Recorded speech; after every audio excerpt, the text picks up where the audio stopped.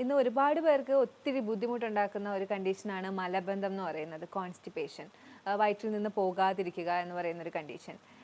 നമുക്ക് ഈ അടുത്ത് നടന്ന ഒരു സ്റ്റഡി, കാനഡയിൽ നടന്ന ഒരു സ്റ്റഡിയിൽ ഒരു കൂട്ടം ആൾക്കാരോട് അവർക്ക് അന്നത്തെ ദിവസം ഏറ്റവും ഹാപ്പി ആയിട്ട് തോന്നിയ ഒരു മൊമെൻറ്റിനെ കുറിച്ച് ചോദിച്ചപ്പോഴത്തേക്കും ഒരാൾ പറഞ്ഞത് എനിക്ക് നന്നായി വയറ്റിൽ നിന്ന് പോയി എന്നാണ്. അപ്പോൾ മനുഷ്യ ശരീരത്തിൽ മനുഷ്യൻ്റെ മനസ്സിന് അത്രയും സ്വാധീനിക്കാൻ കഴിവുള്ള ഒന്നാണ് നമുക്ക് വയറ്റിൽ നിന്ന് കൃത്യമായി പോകുക എന്ന് പറയുന്നത്. അതിനൊരു കാരണം എന്ന് പറയുന്നത് സെറട്ടോണിൻ ആണ്. നമ്മൾ കൂടുതലായിട്ടും നമ്മൾ വിശ്വസിക്കുന്നത് ഈ സെറട്ടോണിൻ ഹോർമോണൊക്കെ ബ്രെയിനിൽ നിന്നാണ് ഉൽപ്പാദിപ്പിക്കുന്നതെന്നാണ്. എന്നാൽ സത്യം പറഞ്ഞാൽ ഇത് നമ്മുടെ ഗട്ട് ബാക്ടീരിയാസ് ആണ് ഇത്തരം സെറട്ടോണിൻസ് 90% ഉൽപ്പാദിപ്പിക്കുന്നത്. ഈ സെറട്ടോണിൻ പുറന്തള്ളുന്നത് പിന്നെ നമുക്ക് വീണ്ടും പുതിയ സെറട്ടോണിൻ ഉൽപ്പാദിപ്പിക്കാനുള്ള റീസൺ ആവുന്നുണ്ട്. അങ്ങനെയാണ് നമുക്ക് ഈ ഹാപ്പി ഹോർമോൺ നമുക്ക് പ്രവർത്തനം കിട്ടുന്നത് കൊണ്ടാണ് ഇത്തരം നമുക്ക് ടോയ്ലറ്റിൽ പോകുന്നത് ഒരു ഹാപ്പി തിങ് ആയിട്ട് മാറിക്കൊണ്ടിരിക്കുന്നത്. നമ്മളൊരിക്കലും നമ്മുടെ ശരീരത്തിനകത്ത് നടക്കുന്ന ഫിസിയോളജീസ് പ്രവർത്തനങ്ങളൊന്നും നമ്മൾ കാണുന്നില്ല. ഹൃദയം ഇടിക്കുന്നത് എങ്ങനെയാണെന്നോ രക്തം പമ്പ് ചെയ്യുന്നത് എങ്ങനെയാണെന്നോ നമ്മൾ അറിയുന്നില്ല, അത് എത്രത്തോളം പമ്പ് ചെയ്യുന്നുണ്ട്. എന്നാൽ നമ്മൾ വയറ്റിൽ നിന്ന് പോകുന്നതും മൂത്രം പോകുന്നതും ഒക്കെ നമുക്ക് അറിയാൻ പറ്റുന്നൊരു പ്രോസസ്സാണ്. ഇത്തരം പ്രോസസ്സ് നടക്കാതിരുന്നു കഴിഞ്ഞാൽ ഉറപ്പായിട്ടും നമുക്ക് ഒരു ടെൻഷൻ ഉണ്ടാവും. അത് മാനുഷികമായിട്ടുള്ള ഒന്നാണ്. അപ്പോൾ അത് പോകുന്നത് നമുക്കൊരു സന്തോഷവും ഉണ്ടാക്കും. നമ്മുടെ ശരീരം കൃത്യമായി പ്രവർത്തിക്കുന്നുണ്ട് എന്ന് നമുക്ക് തോന്നും. അതുപോലെ തന്നെ കുടലിൻ്റെ പല അസുഖങ്ങളും നമ്മൾ ഈ മലം പോകുന്നതിൻ്റെ അതിൻ്റെ കൺസിസ്റ്റൻസി, അതിൻ്റെ കളറ്, അതിൻ്റെ മണം, അതിലുള്ള പാർട്ടിക്കിൾസ് ഒക്കെ മനസ്സിലാക്കിയിട്ട് കുടലിൻ്റെ ഹെൽത്ത് എത്രയുണ്ടെന്ന് നമുക്ക് അറിയാൻ പറ്റും. അപ്പോൾ ഇത്രയും വലിയൊരു പ്രോസസ്സാണ് ഈ ശോധന എന്ന് പറയുന്നത്. അതിലുണ്ടാകുന്ന മാറ്റങ്ങൾ, അതിലുണ്ടാകുന്ന വ്യത്യാസങ്ങൾ അത്രയേറെ നമുക്ക് ശരീരത്തെ ബാധിക്കുന്നതാണ്. അപ്പോൾ ഇത്തരം മലബന്ധം എങ്ങനെ നമുക്ക് തടയാം, പൂർണ്ണമായിട്ട് ഉന്മൂലനം ചെയ്യാം എന്നുള്ളതാണ് ഇന്ന് ഞാൻ സംസാരിക്കാൻ ഉദ്ദേശിക്കുന്നത്.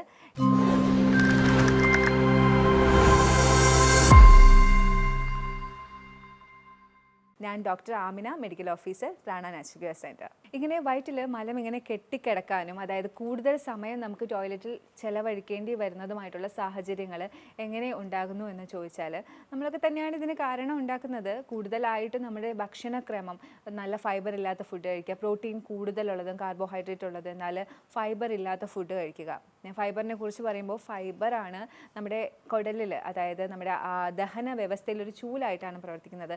ബാക്കിയുള്ള ഘടകങ്ങൾ അവർ അബ്സോർപ്ഷനൊക്കെ കഴിഞ്ഞതിന് ശേഷം ഉണ്ടാകുന്ന ബാക്കി വേസ്റ്റ് എന്ന് പറയുന്നത് തുടച്ച് നീക്കാനായിട്ട് ഫൈബറിൽ തന്നെ ഇൻസോലബിൾ ഫൈബറാണ് കൂടുതലായും ഹെൽപ്പ് ചെയ്യുന്നത്. ഈ ഇൻസോലബിൾ ഫൈബേഴ്സ് അപ്പോൾ കൂടുതലായിട്ട് ഉൾപ്പെടുത്തുക. അപ്പോൾ അത് ഉൾപ്പെടുത്താതെ വരുന്ന, അതിനെ കൂടുതൽ കെയർ ചെയ്യാതെ ഉൾപ്പെടുത്താതെ വരുന്ന സാഹചര്യങ്ങളിൽ നമുക്ക് ഇതുപോലെ മലബന്ധം ഉണ്ടാവാം. തീർച്ചയായും മനുഷ്യ ശരീരം 90% വാട്ടർ കൊണ്ട് ഉണ്ടാക്കിയിരിക്കുന്നതാണ്. ജലാംശമാണ് കൂടുതലായിട്ടും ഉള്ളത്. അപ്പോൾ ഈ ജലാംശം കൂടുതൽ സപ്ലൈ ചെയ്തില്ലെങ്കിൽ നമ്മുടെ പല പ്രവർത്തനങ്ങളും തകരാറിലാവും. അതുപോലെ തന്നെ വയറ്റിൽ നിന്ന് പോകാനും ബുദ്ധിമുട്ടുണ്ടാവും. സ്മോൾ ഇൻറ്റസ്റ്റൈനിൽ കണ്ടുവരുന്ന ബാക്ടീരിയൽ ഓവർ ഗ്രോത്ത് കാരണം നമുക്ക് IBS പോലെയുള്ള ഡിസീസസ്, അതുപോലെ തന്നെ ഗ്ലൂറ്റൻ്റെ allergy, GERD, GERD, acid reflux, ഇത്തരം രോഗങ്ങൾ നമുക്ക് പലപ്പോഴും മലബന്ധം ഉണ്ടാക്കുന്നുണ്ട്. അപ്പോൾ ഇത്തരം രോഗങ്ങളാണോ എന്ന് നമ്മൾ നിർണ്ണയിച്ച് അതിനെ ട്രീറ്റ് ചെയ്യുന്നത് നമുക്ക് അനിവാര്യമാണ്. ഇത്തരം സാഹചര്യങ്ങളിൽ കൃത്യമായിട്ടുള്ള ഫൈബേഴ്സും കാര്യങ്ങളും കഴിക്കുന്നുണ്ട്, നന്നായി വെള്ളം കുടിക്കുന്നുണ്ട്, ഈവൻ ലാക്സേറ്റീവ് പോലും കഴിച്ചിട്ട് വയറ്റിൽ നിന്ന് പോകാത്ത അവസ്ഥകൾ ഉണ്ടാവാം. ഇത്തരം കണ്ടീഷൻസ് ഫങ്ഷണൽ അബ്നോർമാലിറ്റി കാരണമായിരിക്കും ഉണ്ടാകുന്നത്. അതായത് നെർവസ് സിസ്റ്റമോ നിങ്ങളുടെ പേശി വ്യവസ്ഥയോ ഇതിലേതെങ്കിലുമൊക്കെ നിങ്ങൾക്ക് തകരാറ് വരുന്നത് മൂലമായിരിക്കും നിങ്ങൾക്ക് ഇത്തരം രീതിയിൽ വയറ്റുന്നു പോകാതിരിക്കുക. ഇത്തരം അവസരങ്ങളിൽ നിങ്ങൾക്ക് എനിമ ഉപയോഗിച്ചെങ്കിൽ മാത്രമേ പോകാൻ പറ്റുള്ളൂ, അല്ലെങ്കിൽ കൈവിരലുകൾ ഉപയോഗിച്ചെങ്കിൽ മാത്രമേ നിങ്ങൾക്ക് ടോയ്ലറ്റിൽ പോകാൻ പറ്റുള്ളൂ. ഇത്തരം കണ്ടീഷൻസ് വരുമ്പോൾ നിങ്ങൾ ഉറപ്പായിട്ടും ഒരു ഡോക്ടറുടെ സഹായം, എക്സ്പേർട്ടായിട്ടുള്ള ഒരു ഡോക്ടറുടെ സഹായത്തോടു കൂടി അതിൻ്റെ കൂടുതൽ സ്കാനും പഠനങ്ങളും നടത്തി എന്താണ് അവസ്ഥ എന്ന് നിർണ്ണയിക്കേണ്ടത് വളരെ അത്യാവശ്യമായിട്ട് വരും. മലബന്ധം ഉണ്ടാകുന്നത് ഒരു ലക്ഷണം കൂടിയാണ്, ഒരു ഡിസീസ് അല്ലെങ്കിൽ ഒരു രോഗത്തിനുപരി ഇതൊരു ലക്ഷണം കൂടിയാണ്. ഇത്തരം മലബന്ധം ഉണ്ടാകുന്നത് ചിലപ്പോൾ ഹൈപ്പോ തൈറോയിഡിസമോ ഹൈപ്പർ തൈറോയിഡിസമോ ഒക്കെ കാരണമായിരിക്കാം. അതുപോലെ തന്നെ നേരത്തെ ഞാൻ സൂചിപ്പിച്ച പോലെ നാഡീ വ്യവസ്ഥയിൽ ഉണ്ടാകുന്ന പാർക്കിൻസൺ ഡിസീസ് എന്ന് പറയും. നമുക്കിങ്ങനെ ഓൾഡ് ഏജിലാണ്, വൃദ്ധർക്കാണ് ഇത് കൂടുതലും ഉണ്ടാവുന്നത്. വിറയ്ക്കുന്നൊക്കെ കണ്ടീഷൻ, നരമ്പുകൾക്ക് ക്ഷതം സംഭവിക്കുന്നതാണ്, അത് പതുക്കെ പതുക്കെ ദ്രവിച്ചു പോകുന്ന അവസ്ഥയാണ്. അപ്പോൾ അത്തരം കണ്ടീഷനിലൊക്കെ നമുക്ക് ഉറപ്പായിട്ടും നെർവസ് സിസ്റ്റമാണ് കോൺട്രാക്ഷനും റിലാക്സേഷനും ഒക്കെ നടത്തുന്നത്. അതിന് ഡിഫക്റ്റ് ഉണ്ടാകുമ്പോൾ നമുക്ക് പൂർണ്ണമായിട്ട് ഉള്ള ഒരു ഡിഫിക്കേഷൻ, അതായത് മലശോധന നടക്കാതെ വരാം. അപ്പോൾ ഇത്തരം സാഹചര്യങ്ങളിലും നമുക്ക് മലബന്ധം ഉണ്ടാവാം. അതുപോലെ തന്നെ കാൽസ്യത്തിന് കൂടുതൽ നമ്മൾ സപ്ലിമെൻ്റ് എടുത്തിട്ടോ അല്ലെങ്കിൽ നമ്മുടെ ബോഡിയിലെ ഏതെങ്കിലുമൊക്കെ ആക്ടിവിറ്റീസ് പത്തോളജി, അതായത് എന്തെങ്കിലും ഡിസീസിൻ്റെ കാരണമോ അല്ലെങ്കിൽ ഫിസിയോളജി കൂടുതലായിട്ട് സംഭവിക്കുന്ന പ്രവർത്തനങ്ങൾ കൂടുതലായി സംഭവിക്കുന്നതിൻ്റെ കാരണമോ ഒക്കെ നമുക്ക് കാൽസ്യം കൂടാം. അങ്ങനെ കാൽസ്യത്തിൻ്റെ കൂടുതൽ മൂലവും നമുക്ക് ഇത്തരം വരാം. പിന്നെ പൊട്ടാസ്യം കുറഞ്ഞു പോകുന്ന അവസരത്തിലും നമുക്കിത്തരം മലം പോവാത്ത അവസ്ഥ, മലബന്ധം ഉണ്ടാവാം. ഈവൻ കോളൻ ക്യാൻസറിന് പോലും മലബന്ധം ഉണ്ടാവാം, മലം പോവാതിരിക്കാം. പോകുന്ന മലത്തിൽ കൂടി രക്തം കലർന്നു പോകാം, വേദന അനുഭവപ്പെടാം, വയറിൽ ഗ്യാസ് കയറുക, ഇത്തരം അനുഭവങ്ങൾ ഉണ്ടാകുമ്പോൾ അത് ചിലപ്പം കോളൻ ക്യാൻസറിലേക്ക് വരെ എത്തിക്കാനുള്ള സാധ്യതകളുണ്ട്. അപ്പോൾ അതുകൊണ്ട് തന്നെ മലബന്ധം ഒരു ലക്ഷണം കൂടിയാണ്, പല പല അസുഖങ്ങളുടെ ലക്ഷണമാണ്. അതുകൊണ്ട് മലബന്ധം ഉണ്ടാകുന്ന സമയത്ത് കൃത്യമായ ഒരു ഡോക്ടറെ കണ്ട് അവരുടെ സഹായത്തോടു കൂടി അതിനെ നിർണ്ണയിക്കുക എന്നുള്ളത് വളരെ അനിവാര്യമായിട്ടുള്ള ഒന്നാണ്. വൈറ്റമിൻ സിയുടെ കുറവ് നിങ്ങൾക്ക് മലബന്ധത്തിന് കാരണമാക്കുന്നുണ്ട്. വൈറ്റമിൻ സി കൊലാജിൻ ഉൽപ്പാദിപ്പിക്കാനായിട്ട് സഹായിക്കുന്നുണ്ട്. അപ്പോൾ ഈ കൊലാജിൻ നമ്മുടെ കുടലിൻ്റെ മെംബ്രെയിനെ അതിനെ നിർമ്മിക്കാനും അതുപോലെ തന്നെ പ്രവർത്തനങ്ങൾക്കൊക്കെ സഹായിക്കുന്ന ഘടകമാണ്. അപ്പോൾ ഇത്തരം വൈറ്റമിൻ സി കുറയുമ്പോൾ കൊലാജിൻ ഇല്ലാതാവുകയും അതിൻ്റെ പ്രവർത്തനങ്ങൾ താറുമാറാവുകയും ചെയ്യുമ്പോഴത്തേക്കും നമുക്ക് ഇത്തരം മലബന്ധം അനുഭവപ്പെടാം. നല്ല രീതിയിൽ വൈറ്റമിൻ സി ഉണ്ടെന്ന് ഉറപ്പുവരുത്തുക മലബന്ധം വരുന്ന സമയത്ത്. ഒരു പക്ഷേ ഇത് വൈറ്റമിൻ സിയുടെ കുറവ് മൂലം കൂടി ആകാനുള്ള സാധ്യതയുണ്ട്. കൃത്യമായ ദഹനം മലബന്ധം പൂർണ്ണമായി മാറാനായിട്ട് അനിവാര്യമാണ്. അപ്പം നമ്മൾ കൃത്യമായിട്ടുള്ള ദഹനം ഉണ്ടെങ്കിൽ മാത്രമേ കംപ്ലീറ്റ് ആയിട്ട് നമുക്ക് ഈ മലബന്ധത്തിനെ സ്റ്റോപ്പ് ചെയ്യാൻ പറ്റുള്ളൂ. നിങ്ങളൊരു ലാക്സേറ്റീവ് എടുത്തു, അല്ലെങ്കിൽ നിങ്ങൾ വേറെ എന്തെങ്കിലും ട്രീറ്റ്മെൻറ്റ് എടുത്തു, അങ്ങനെ നിങ്ങൾക്ക് മലബന്ധം മാറി. പക്ഷേ വീണ്ടും നമ്മൾ കഴിക്കുന്ന ഭക്ഷണം വീണ്ടും ദഹിക്കണം, എന്നാൽ മാത്രമേ അത് പൂർണ്ണമായിട്ട് മാറുള്ളൂ. അല്ലെങ്കിൽ വീണ്ടും നിങ്ങൾക്ക് ഈ ലാക്സേറ്റീവ് അല്ലെങ്കിൽ ട്രീറ്റ്മെൻറ്റ് എടുക്കേണ്ട ഒരു അവസ്ഥയുണ്ടാവും. അപ്പോൾ കൃത്യമായിട്ടുള്ള ദഹനം നടക്കുന്നുണ്ട് എന്ന് ഉറപ്പുവരുത്തുക. ദഹനം എന്ന് പറയുമ്പോൾ തന്നെ ഇത് വായിൽ നിന്നാണ് തുടങ്ങുന്നത്. വായിൽ നിന്ന് തുടങ്ങുന്നത് കൊണ്ട് തന്നെ ചവച്ചരച്ച് ഭക്ഷണം കഴിക്കുന്നതാണ് ഫസ്റ്റ് സ്റ്റെപ്പ് ദഹനത്തിനെ കുറിച്ച് പറയുമ്പോൾ. നമ്മുടെ സലൈവയുമായിട്ട് മാക്സിമം 50% മിക്സ് ചെയ്ത് അത് അത്രയും ചവച്ചരച്ചതിന് ശേഷം മാത്രം വായിൽ നിന്ന് അന്നനാളത്തിലേക്ക് അയക്കുക. ഞാൻ എപ്പോഴും നമ്മുടെ പേഷ്യൻസിനോട് പറയും, നിങ്ങൾക്ക് ഒരുപാട് സമയമുണ്ട്, നന്നായി ചവച്ചരയ്ക്കുക, പേസ്റ്റ് പരുവത്തിനാക്കുക എന്ന്. ഇതിൻ്റെ വേറൊരു റീസൺ എന്ന് പറയുന്നത് നമ്മുടെ സ്റ്റൊമക്കിൽ ആമാശയത്തിലുള്ള ഹൈഡ്രോക്ലോറിക് ആസിഡ് ചില ആളുകൾക്ക് കുറവായിരിക്കും. ഇങ്ങനെ ഹൈഡ്രോക്ലോറിക് ആസിഡ് കുറവുള്ള ആളുകൾക്ക് ദഹനം കുറവായിരിക്കും. അപ്പോൾ ഇത്രയും പേസ്റ്റ് ആക്കിയ ഫോമാണ് നമ്മൾ ഉള്ളിലേക്ക് കൊടുക്കുന്നത് എങ്കിൽ ഉറപ്പായിട്ടും ആ ഒരു ദഹനം കുറച്ചും കൂടി പ്രോപ്പറായിട്ട് നടക്കും. വയറ്റിന് അത്രയൊരു ആയാസം ഉണ്ടാവില്ല. അതുപോലെ തന്നെ വയറ് നിറച്ചും ഭക്ഷണം കഴിക്കുക. അമിത ഭക്ഷണം നമ്മൾ ഒരു ശീലമാണ് നമ്മൾ കേരളത്തിലുള്ളവർക്ക് പ്രത്യേകിച്ച്. അതായത് പാർട്ടിയൊക്കെ പോയി നമ്മൾ ഒത്തിരി ഭക്ഷണം കഴിക്കുക, അത് തീർക്കാനായിട്ട് ഭക്ഷണം കഴിക്കുക. പിന്നെ അടുത്ത ആൾക്കാർ നമ്മുടെ കേരളത്തിലെ വീട്ടമ്മമാരാണ്.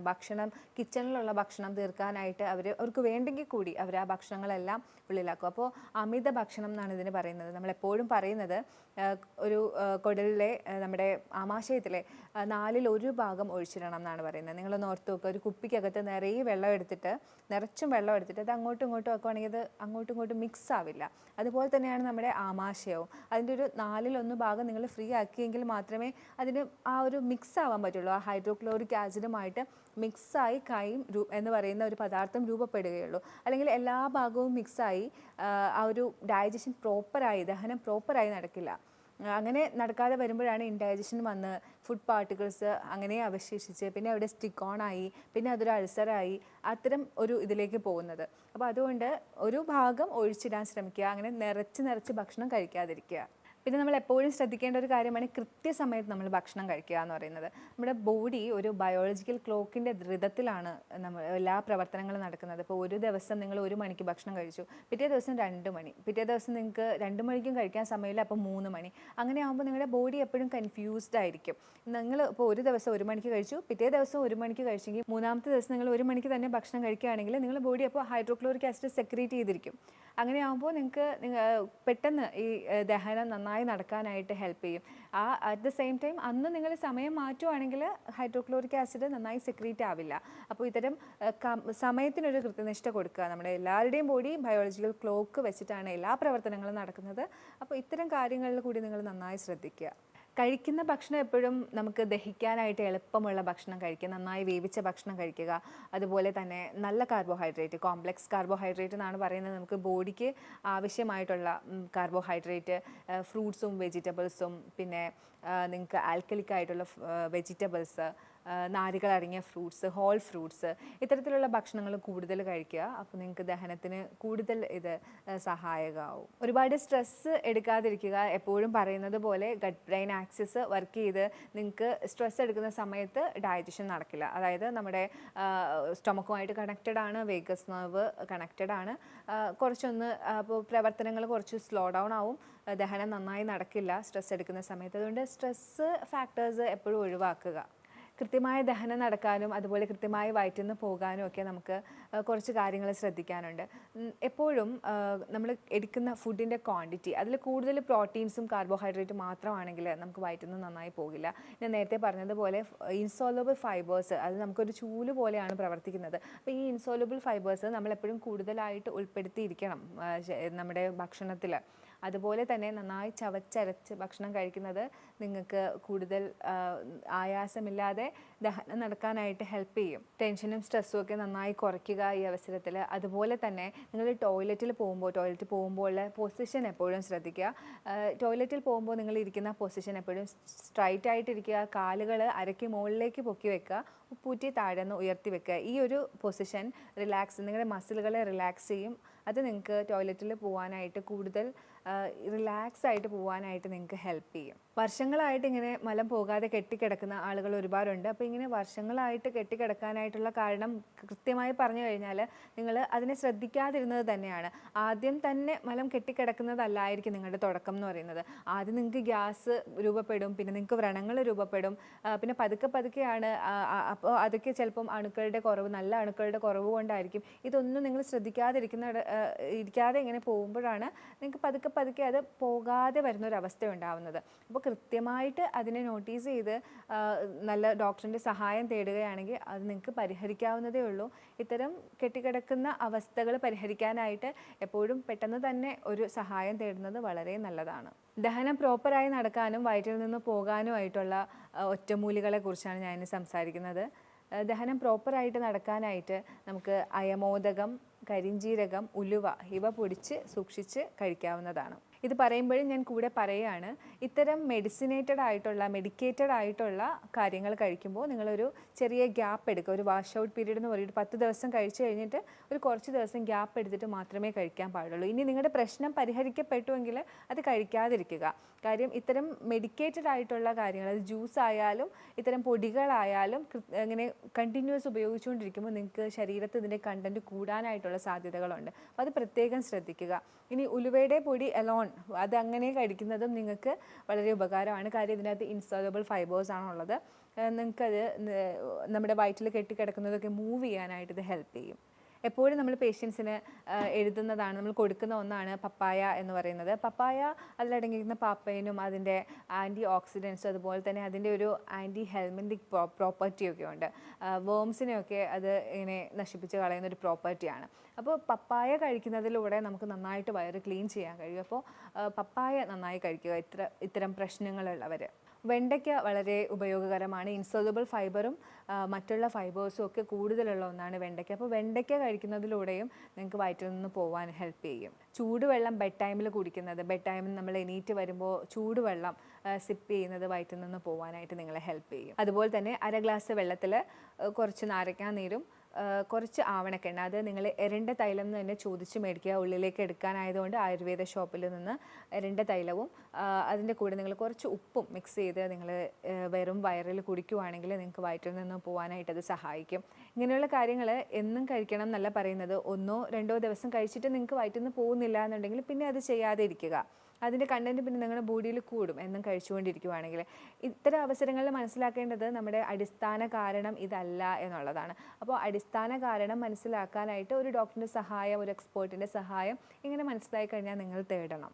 അതുപോലെ ഞാൻ എപ്പോഴും പറയാറുള്ളതാണ്, പച്ചമഞ്ഞളിൻ്റെ ചെറിയ ഉരുളയും നീമിൻ്റെ, അതായത് വേപ്പിലയുടെ, ആര്യവേപ്പ് എന്ന് പറയും, അതിൻ്റെ ചെറിയ ഉരുളയും നിങ്ങൾ ഉണ്ടാക്കി അത് വെറും വയറ്റിൽ എടുക്കുകയാണെങ്കിൽ നിങ്ങൾക്ക് അണുബാധയും നിങ്ങൾക്ക് കുറയും. അതുപോലെ തന്നെ വയറ്റിൽ നിന്ന് പോകാനും നിങ്ങൾക്ക് സഹായിക്കും. ഒരു ഹെൽത്തി ആയിട്ടുള്ള ഡൈജസ്റ്റീവ് സിസ്റ്റം, ദഹന വ്യവസ്ഥയ്ക്ക് ഇത് നിങ്ങൾക്ക് സഹായിക്കും.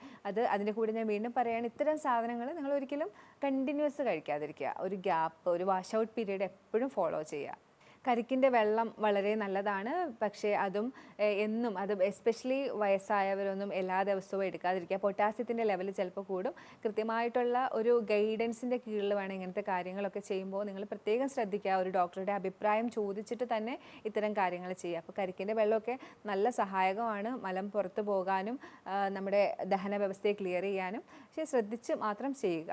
ഇതല്ലാതെ നിങ്ങൾക്ക് ചെയ്യാൻ പറ്റിയൊരു കാര്യമാണ് തുളസി, വെളിച്ചെണ്ണ, മഞ്ഞൾ ഇത് മിക്സ് ചെയ്തിട്ടുള്ള ഒരു സ്പൂണിനകത്ത് ഇത് മിക്സ് ചെയ്ത് നിങ്ങളത് ഒരു സ്പൂൺ എടുക്കുവാണെങ്കിൽ നിങ്ങൾക്ക് വയറ്റിൽ നിന്ന് പോകാനായിട്ട് ഹെൽപ്പ് ചെയ്യും. ഇതിനകത്തുള്ള മൈക്രോബിയൽ ആക്ടിവിറ്റിയും അതുപോലെ തന്നെ ലാക്സേറ്റീവ് എഫക്റ്റും ഒക്കെ നിങ്ങൾക്ക് വയറ്റിൽ നിന്ന് പോകാനായിട്ട് ഹെൽപ്പ് ചെയ്യും.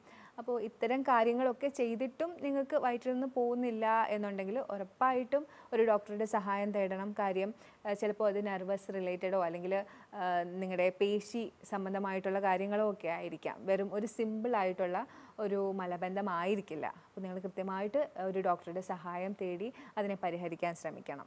മലബന്ധം ഉണ്ടാകാൻ കാരണമാകുന്ന കുറച്ച് കാര്യങ്ങളാണ്, ഭക്ഷണശീലങ്ങളാണ് ഇനി പറയാൻ ഉദ്ദേശിക്കുന്നത്. നമുക്ക് എല്ലാവർക്കും അറിയാം, എന്നാലും ഞാൻ പറയുകയാണ്.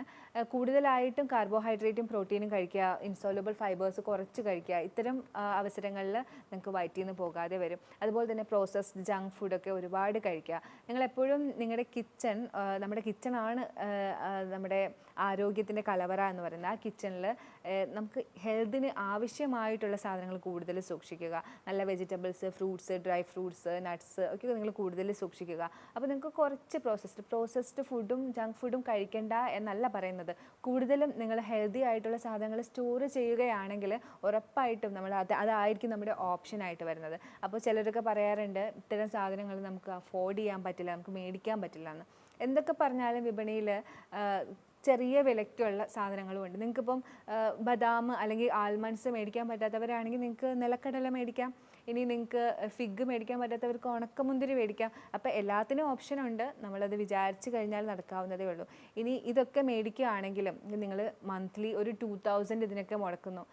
നിങ്ങൾക്ക് നല്ലൊരു ആരോഗ്യം ഉണ്ടാവും. ചിലപ്പോൾ ഒരുപക്ഷെ വരുന്ന കാലത്ത് ഇതൊന്നും ശ്രദ്ധിക്കാതെ പോയിട്ട് ഇതിനേക്കാളും വലിയ എമൗണ്ട് ആയിരിക്കും നിങ്ങൾ ഹോസ്പിറ്റലിൽ കൊടുക്കേണ്ടി വരുന്നത്. അതുകൊണ്ട് കിച്ചണിൽ എപ്പോഴും ഇത്തരം നല്ല ഹെൽത്തി ആയിട്ടുള്ള സാധനങ്ങൾ സൂക്ഷിക്കാനായിട്ട് എല്ലാവരും ശ്രമിക്കുക. അതോടുകൂടി നിങ്ങൾ പ്രോസസ്ഡ് ഫുഡ് കുറയ്ക്കാനും ജങ്ക് ഫുഡ് കുറയ്ക്കാനും പ്രത്യേകം ശ്രദ്ധിക്കുക.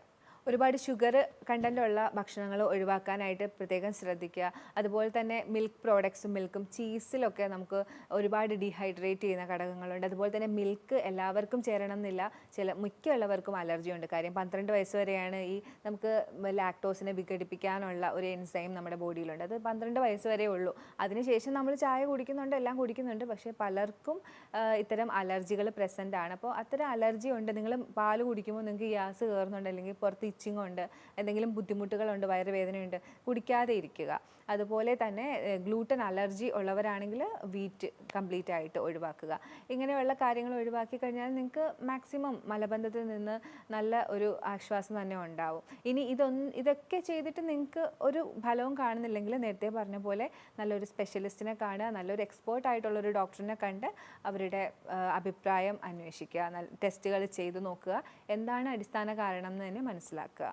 ഞാൻ ഈ പറഞ്ഞ കാര്യങ്ങളിൽ നിങ്ങൾക്ക് എന്തെങ്കിലും സംശയം ഉണ്ടെങ്കിൽ ഈ കാണുന്ന നമ്പറിലേക്ക് നിങ്ങൾക്ക് കോൺടാക്റ്റ് ചെയ്യാം. അപ്പോൾ അടുത്ത വീഡിയോയിൽ കാണുന്നവരേക്കും ബൈ.